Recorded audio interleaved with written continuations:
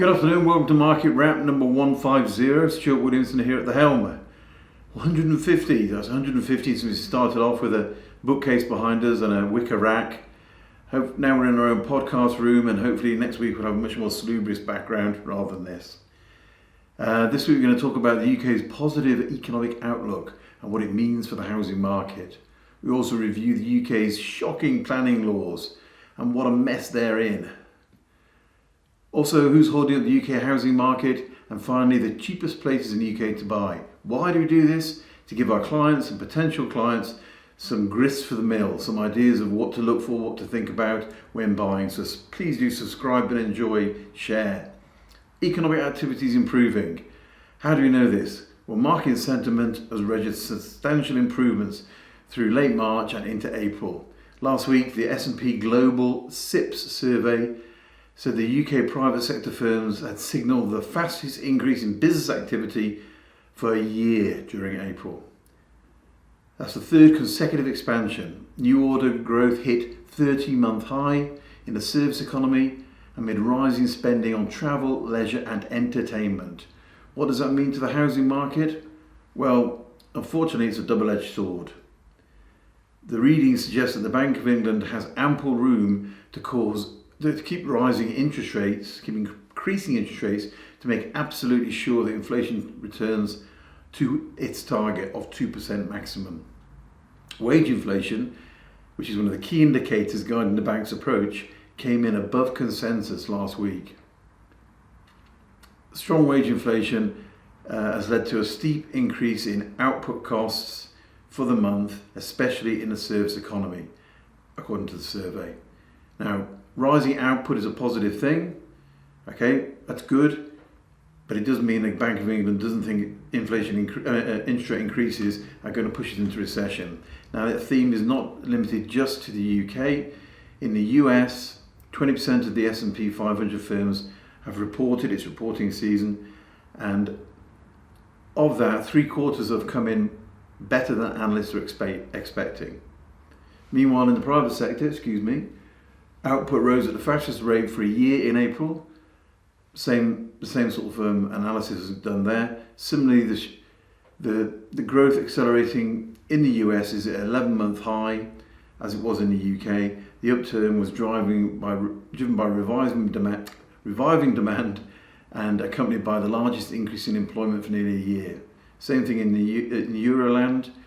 Head of Belgium's central bank, Pierre Wunsch, who also sits on the European Central Bank's rate-setting council, told the Financial Times this week that investors were underestimating how high Eurozone borrowing costs could go, or will need to go in the months ahead.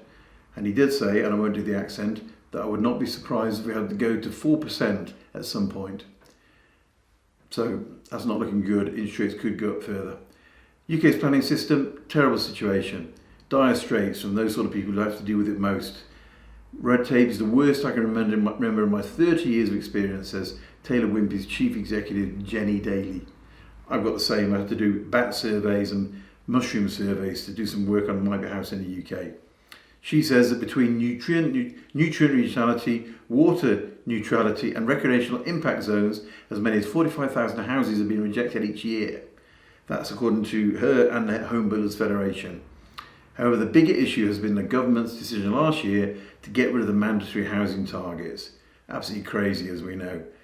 Knight Frank's geospatial projects manager, Cameron MacDonald, tracked the local planning authorities who have ditched or paused their plans since the government made this overhaul, including that Michael Gove did in that intervention.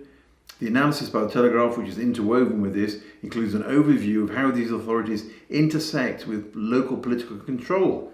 That was hard to say. And it's a pretty one-sided story. Nearly all locations, 98% where local plans have been abandoned or shelved or delayed, are Conservative Party constituencies, illustrating the delicate balance that the party must take if it seeks to boost home ownership without alienating its own constituents. Both will play a major role in next year's election. It's NIMBYism, not in my backyard. Typical conservatism approach. From a planning and residential development perspective, the analysis is pretty clear. that the removal of firm housing targets and the uncertainty around planning reforms has given local politicians in some areas a perfect excuse to postpone, delay or revisit development plans, said the head of Knight Frank Residential Development Research, Oliver Knight. It's short-termist approach and it's going to have significant longer-term implications, particularly in areas where affordability is most stretched, which is around towns, around villages where they should be building. Yeah, that will just push rents up and it'll make it more difficult for people to buy and it'll make it more of a strange property market. Now, who is holding up the property market? Last year when Kwasi Kwarteng and Liz Truss, my two favourite people, brought in their interest rate changes, the assumption was people with higher LTVs, loan to values, would be hit hardest. I said that myself on the podcast, on the Market Wrap, and it's not been the case. There's been a 35% decline in the number of sub 500,000 properties in England and Wales that went under offer in the first quarter of this year compared to the previous year. This is on the market data. Above 500,000, the drop was exactly the same. And in the 2 million plus price bracket, there was a 37% decline, so even higher. Now, why is that? It's the fact that rents are rising so quickly that people are saying, well, why should I carry on renting? I might as well buy somewhere to suck up the pain and just do it that way. And that's what they're doing. They're just moving anyway and being harder on themselves. So kudos to them, well done. On average, tenants spend 26.8% of their income on rent in March, up from 26.6% a year earlier, up from 25% in March 2019, according to ONS. So you can see it's getting more and more expensive. So you may as well jump in and do the mortgage side of things. Now, finally, cheap as bricks. The Sun released the top 20 cheapest and most affordable places to buy in the UK recently this week. ONS and Land Registry figures show the top 20 cheapest places starting at £117,000 for a home. I don't know what that home is. I think it's a 3-bed, is what they normally say. And that is in Burnley in Lancashire, followed by Inverclyde, and then you get into other locations like North Lanarkshire and so on and so forth. Anyway, look at the table here, you'll enjoy it. Now, it goes back to the point that I always try and make, which is not about cheapness. You can buy cheap, but the point is, I was doing some research this week for a gentleman who's looking at buying in Formby, north of Liverpool. And he said it's very genteel, very nice place. His mum lives there. And he said he wants to buy and do an Airbnb or a holiday rental.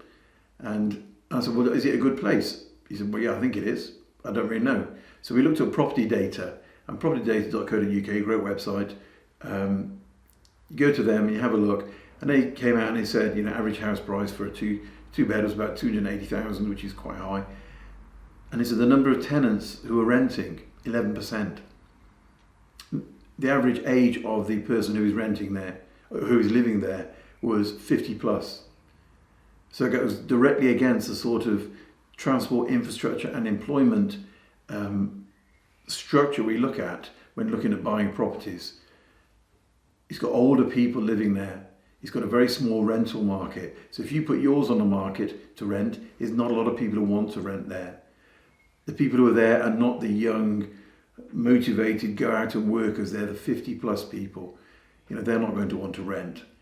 The communications into central Liverpool are not great. So transport, infrastructure and employment, you get crosses against all those three things. So it may be cheap to buy in a location, but look at the reasons why it's cheap and think, is it the best place for me to buy for a buy-to-let? So there we go. Thank you very much for watching this week, 150. Hope you enjoyed it. If you didn't, let me know. Tell me what you want to hear. If you do want to hear some other stuff, perhaps you want to hear me shut up, that's fine too. Let me know.